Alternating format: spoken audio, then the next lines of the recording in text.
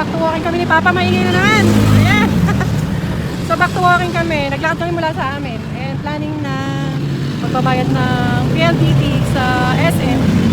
And naglakad kami mula sa chapel ng Magasinyor. And then, sasakay kami ng jeep. Doon sa chapel. Ayun o. Yung may mga sasakyan na yun. Doon, chapel yun. So, sasakay kami ng jeep papuntang Robinsons. At saka kami maglalakad ulit. Tingnan natin kung aabot tayong magbayad ng PLDT. Saka tayo mag-walking around the SM. Sige po. See you later. So, ilang taon din. Ilang taon din na hindi kami nag-jeep. Arte ano, arte. Hindi totoo yun kasi nga, bawal po sa akin ng yumuyo ko dahil nga po may problema ako sa spine sa likod. Kaya hindi po kami nakaka-jeep. Kaya, ayan, hindi po namin alam yung pamasahe. Magkano? 34 sa play. Kano yung 60. 8 isa. So, 8 pesos po isa. Hindi, 24 ang suplay. 24 ang suplay. 26. 26, 30 ng isa. Oh, 13 pesos ang isa ng pamasahe. See you again later guys. And so, nandito na kami ulit. Hi guys, nandito na ulit sa crossing ng bayan ng Pulilan. Maliwaliwanag dahil sa ilaw. Ayan. And then, siguro papakita ko afterwards kung nakailang steps kasi hindi namin alam yung sukat nito kung ilang kilometers. At saka huminto nga pala kami. Kaya nakita nyo na sumakay kami sa jeep, no? Ay, ilangal! So, kita-kita tayo sa SM. So, nakabayad na kami ng internet. So, dito muna kami dumaan sa labas ng SM. Yun daw, supermarket. Diyan lang ako nagbayad sa loob. And then, nag-aaya na pumasok dito sa loob. Tingnan to namin yung mga bagong store kung meron daw bagong bukas. Ayan. So, tingnan natin guys. Okay, Christmas pa. Ayan. Walking kami sa loob. Mamaya tingnan natin kung nakakailang steps na tayo. Yung fire station. At may naalala nga pala ako na i-share ko sa inyo. Dahil nakita ko yung fire station dito sa bayan ng Pilipinas. May i-share pala ako sa inyo tungkol sa kanila. Mamaya, kukwento ko sa inyo mamaya. So, nandito na kami sa area ng Paltaw. Yung Paltaw na to guys, medyo madilim yung nilalakaran namin. Kaya may dala ako na maliit na ring light. So, yung sinasabi ko sa inyo kanina. Wait. Wait lang. Okay. So, bali, naalala nyo ba yung kinukwento ko kanina tungkol sa mga firefighters? So, lumabas na yun sa social media, bale. Yung mga firefighters na yun, naalala ko lang, nung nadaan kami kanina, nag-walking kami doon sa junction ng bayan namin. So, yung mga bumbero po na yun, naalala nyo, lumabas sa SOCMED, may nasunog na hospital dito sa bayan namin. And merong isang policeman o ex-policeman na hindi nakaligtas. So, bali yung ex-policeman na yon ay nasa ICU at bali, yun, hindi siya nakakaligtas dun sa... So, bali, hindi naman siya totally nasunog. Kumbaga sa nasa ICU nga, siguro na-suffocate dahil sa usok.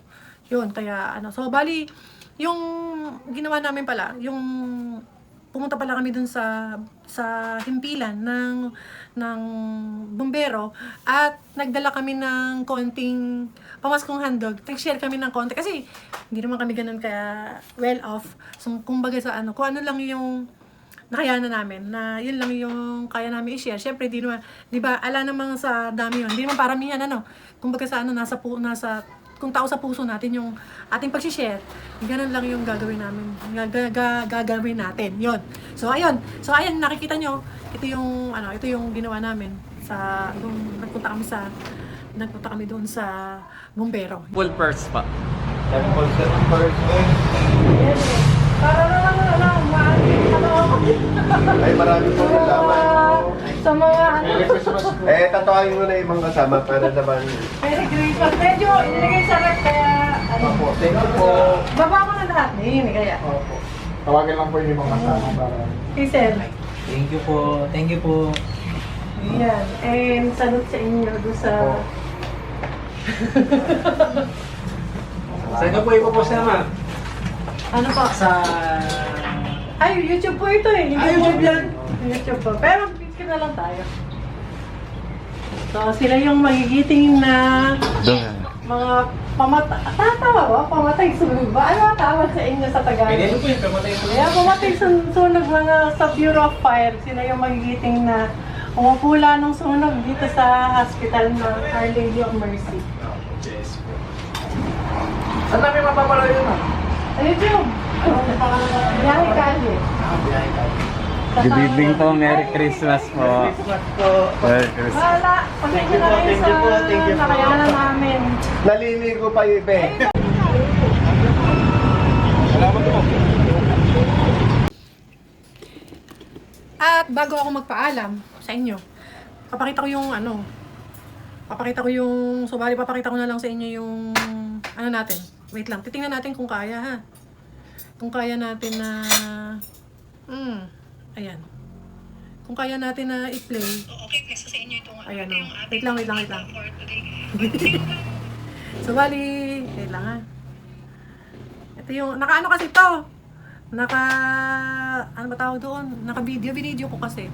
O kung gusto niyo naman, i-overlay ko na lang dito i-overlay ko na lang dito yung pag-reflex ko sa inyo nung aming achievement ngayon dahil di ba nag-walking nga kami. Wala dito sa bahay, nag-walk kami ng mahigit sa 1 kilometers. So, lagyan natin na S dahil mahigit na sa 1 kilometers. Then, afterwards, sumakay kami ng jeep kasi hanggang Robinsons, hanggang doon lang naman yung jeep dito sa amin. And then, nag-walk ulit kami from Robinsons, tumawid kami hanggang doon sa SM. Siguro, malayo-layo din yung mahigit sa 500 meters. Yung yung distance na yon. Kasi kaya kami nag-jeep, hindi kami nag-walk mula dito hanggang doon sa SM. Kasi nahabol namin yung oras. Kasi hanggang 6:30 lang kami dapat nandoon sa grocery area ng SM kasi magbabayad kami ng internet.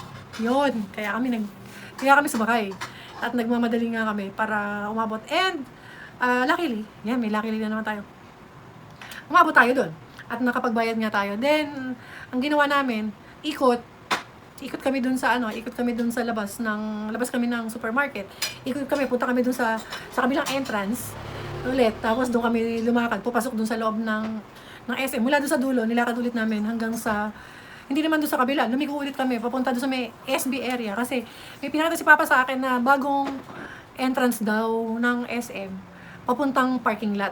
Yun, pinlex niya sa akin. And then afterwards, pumasok ulit kami. And then nag-play kami ng alam mo yung scratch card. Nag-play kami ng scratch card. Nanalo ako ng 40 pesos. Antaya ako 40 pesos, nanalo din ako ng 40 pesos. Tapos, itaya ako ulit. Ayun, natalo. Ayun, ganun lang ginawa namin. And then, nag-walk na kami. Mula SM, nag-walk na kami pabalik dito. Yun. So, bali, all in all, all in all, ito yung na-walk namin. Ayan. Naka 7.7 kilometers. And then, naka mahigit na 10,000 kami ng steps. So, bali, ayan, pinakikita ko na sa inyo yung achievement. Bali, tinanggal ko na yung voiceover. Bahala na kung matimingan natin kung hanggang saan yung abutin nung pinaka-audio nung ating video. So, bali, ayan, nakita nyo na lahat. Hindi ko naintindihan yung iba. So, doon sa makakapanood, kung may aabutin sa inyo, paki-comment naman kung hanggang saan, kung taga saan kayo para malaman ko kung saan umabot yung video natin, no? At saka kung po pwede, paki-subscribe na rin na madagdagan na may subscriber namin. Wala namang bayad dyan, libre naman. Thank you so much. And mag-iwan na po ako at hanggang dito na lang tatapusin ko kasi kakain na kami ni Papa. Ang ulam po namin ay tuyo. Yon, tuyo at saka scrambled egg. So, magpapaalam na ako sa inyo at mulit-muli ang paalala ko na kung saan tayo magiging masaya ay gawin na natin. So, sa mga may edad, sabihin niyo na meron kaming ginagawa, busy, gawin nyo na ngayon kasi kailan nyo pa sisimulang gawin. Gawan nyo ng paraan na maglaan para sa happiness ninyo. Maglaan kayo ng panahon para sa ikasasaya, ikalulusog ng pag-iisip natin. Huwag nating ikulong yung mga sarili natin sa loob ng bahay natin. Kung meron tayong dinadala ngayon, parang ako lang yan. So, kung meron man tayong dinadala ngayon, ay try natin na maging healthy. Healthy body, healthy mind, healthy heart. So, kung ano man yung baggages, yung mga dinadala natin, kalimutan natin. Kung mga tao yan, kalimutan natin yung mga tao na yun. Huwag natin sila isipin. Kasi ang importante, sarili natin. Kasi sa huli, wala tayong kasama. Sa huling hininga natin, mag-isa lang tayo. Kaya, mahalin natin yung sarili natin. So, yun lang mga guys. Hanggang sa muli. See you next time. Bye-bye! So, ito yung isi-share nating recipe for today's video. Nagpapakulo tayong tubig. And then, maglalagay tayo ng onion leeks. Yan. Tapos, mag-a-add tayo ng konting asin. Yan, konti lang. Hindi ko naman tinotodo yan. Yan. Bali, nagpainit na ako niyan sa, alam niyo yung kettle? So, parang 1.5 ml. Yung isang puno nun. Tsaka pinakulo ko muna, tapos tsaka ko sinalang pa kasi nagmamadali na nga. And then, maglalagay tayo ng chili flakes. So, paborito. Yan. Yan lang yan. Tapos nyan, mag-a-add tayo ng Knorr shrimp cube. So, yan lang natin kumulo.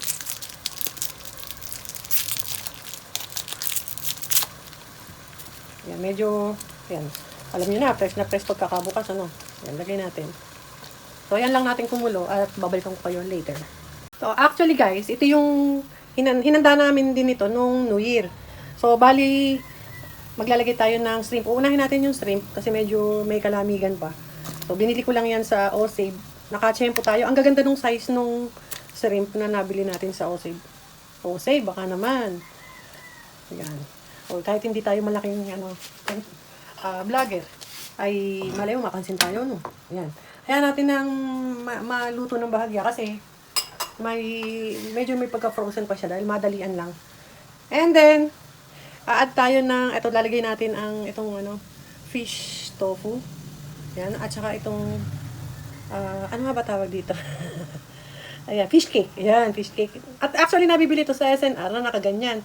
So, i-remove na lang natin sa, kasi hindi kasya. Kung kasamahan pa yung tuhog niya, no? Pang shabu-shabu ba? Ayan, ganyan lang yung gagawin natin. At saka natin lalagyan ng seaweeds. Tama ba yung seaweeds? Basta yung, papakita ko sa inyo mamaya. So, medyo naluluto-luto na. Add na natin itong fish cake. Ito, fish cake. Tinanggal ko na sa stick. Ang ganda nung klase nung barbecue stick nila. Parang gusto kong itago. Yeah. Yan o. Yan. Ilang piraso lang yung kinuha natin. 1, 2, 3, 4, 5. Yan. Bali, meron pa tayong tinira. Kasi dun sa isang balot, medyo madami-dami yun. So, hindi natin inilagay lahat. Kasi magiging OA. And then, add na natin itong fish tofu. Ang sarap talaga ng fish tofu. Paborito ko yan. Wala kasi kami nabili nung mag-New Year, nung mga nilalagay sa shabu-shabu. Kamukha nung, basta mamaya, maggagawa tayo ng ibang putahe na gagamit yon. So, ayan, iintayin natin siya na kumulo. And while iniintay natin, magkakat tayo nung seaweeds. So, ayan, habang iniintay natin na kumulo, as promised, magkakat tayo ng seaweeds. Ito yung, bahala na kayo kung ganong haba yung at kapal yung gagamitin nyo. Importante kasi, lalasa siya dun sa sabaw natin.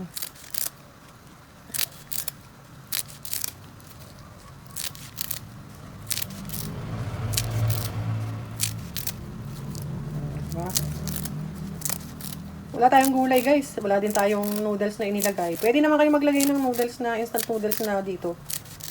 Yan. Pwede yung seafood ba? Tapos, tsaka lagay niyo yung noodles. Kasi iuulam namin to sa rice. Kaya, pwede naman wala. Kaya lang, walang gulay. Kung ano lang yung available dito, natira nung New Year sa freezer. Sa rep. Yan. Yan ang gawin natin. Nakikita nyo na, kumukulo-kulo na.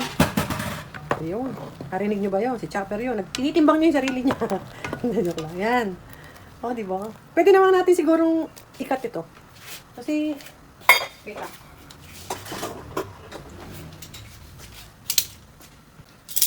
Cut natin itong yung fish cake. Dapat pala kinat ko kanina, medyo malalaki eh. Ayan.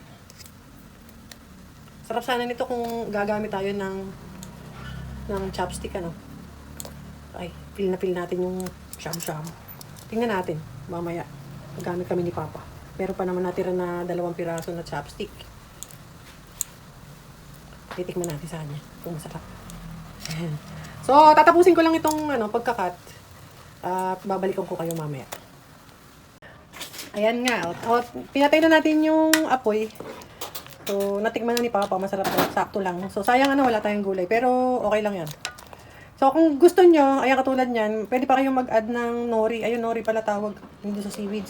So, ganitong way, guys. may mga kung shabu-shabu na nabibili sa sa Osave. Kalimitan naman ang mga lugar natin marami ng mga ganyan, Alphamart, Osave, Dali. Tingin na lang kayo doon kasi doon sa mga grocery store na maliliit na yon, mas mura ang bilihin. And then pinapakita ko sa inyo to hindi para ma-inspire kayo, hindi to para i-brag, para ma-inspire kayo na yung nakikita natin sa mga mamahaling restaurant, sa TikTok, sa YouTube na na-afford ng mga mayayaman, kaya din naman natin kumain. Kahit dito sa bahay natin, hindi na natin kailangan na pumunta ng restaurant, kaya nating magluto. Pwede itong dagdagan nyo ng pechay. O kaya yung bokchon ba yon? Yung pechay na Baguio ba? Pwede dagdag. Mas masarap yon kaysa sa pechay Tagalog. O kaya yung bokchon, yung Chinese na pechay ba? Yon. Basta huwag nyo kakalimutan, lagyan ng leeks. At saka kung meron kayong spring onions, pwede nyo lagdagan bago nyo hanguin o kaya pag nasa bowl na, nasa table na, lagay nyo na ng spring onion na ini-slice na maliliit. At saka pwede nyo lagyan ng sesame seeds. So, yun. Para lang, this is to inspire ba? Na kaya din naman natin kumain ng mga kinakain nila. Yan din yun, guys. Kung ano yung kinakain nila, pwede nating dagdagan to. Yung sa mga shabu-shabu nila, dinadagdagan nila ng thinly sliced na meat. Pwedeng beef, pwedeng pork. Yung chicken, siguro pwede wag muna o kaya padaanin niyo sa griller ang chicken kasi alam naman natin na ang chicken ay may salmonella, no? So ayan. Dadagdagan natin ito dun sa ating video kung kaninong video mapapasok. Basta sana magustuhan nyo at saka sana ma-inspire kayo na hindi lang naman kailangan na marami tayong pera para makakain tayo ng masarap. Maging lang tayo. Ano tawag doon? Innovation. Basta isipin lang natin paano tayo maghalo-halo ng mag-mix and match ba ng mga pagkain. So, para hindi ay ano kaya lasa nun? Oh, di ba? Kaya natin. Kung wala tayong pera, kaya nating magluto sa bahay. At matutuwa pa yung mga bata. Mas maganda to nga ito mapapahigop natin ng sabaw na mainit yung mga bagets. So, ayan. Pinakita ko sa inyo. Or, pwede rin pala kayong dito ng yung mag-drop ng egg. Ayun, magda-drop kayo ng egg. Tapos, huwag nyo haluin. Hayaan nyo siyang maluto ng isa-isa siya.